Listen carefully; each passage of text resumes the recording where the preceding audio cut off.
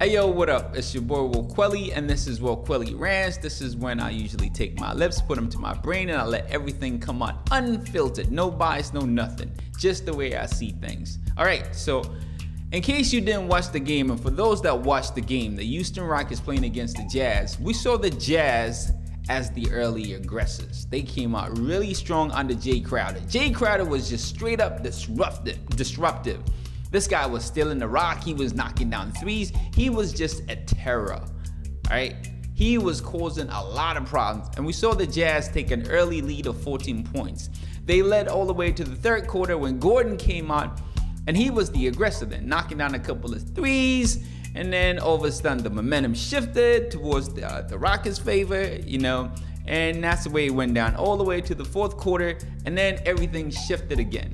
It was Donovan Mitchell time. This dude was out there dunking some high-flying dunks. He was very disruptive. He was knocking down threes.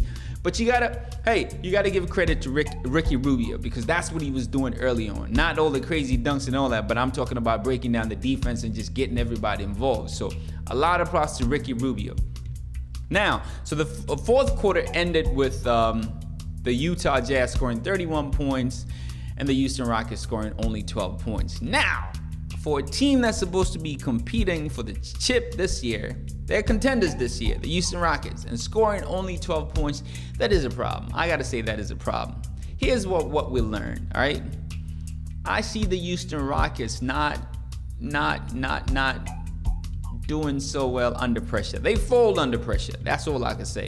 We saw the same thing happen last year when they played against the Golden State Warriors, and they were attempting all those threes and they couldn't knock down a three. And the same thing happened this time. Off rhythm shots, they were just forcing all those threes and they're not going down and only scoring 12 points.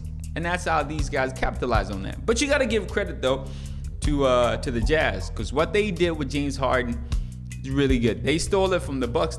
We saw the Bucks do this early on in the season, where you almost allow James Harden to drive, but force him to drive on his right hand, his weak hand, and you stick to the left, and you stick to the left like real strong to the left, not in front, like almost you allow him to be in front of you. So in case he wants to bring it back to the left, that's where you defend it, and you push him all the way in, and your big fella does not commit all the way to the very last minute. That's when he will contest the shot or keep blocking Capella out. And this worked like a charm. They tried it early on, but Rudy was stepping out a little too soon, and this dude would, instead of the floater, he would just assist, and that assist would go to Capella.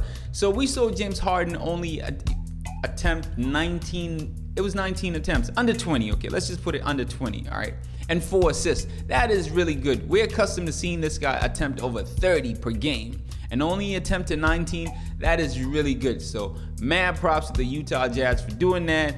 And but when he did get a chance to shoot, though, I'm talking about James Harden, when he did get a chance, he shot 50%, 6 of 12 behind the 3-point line. So he was pretty solid. So taking away all those attempts gave him a really good chance of actually leading, because that's what you need to do, Yeah.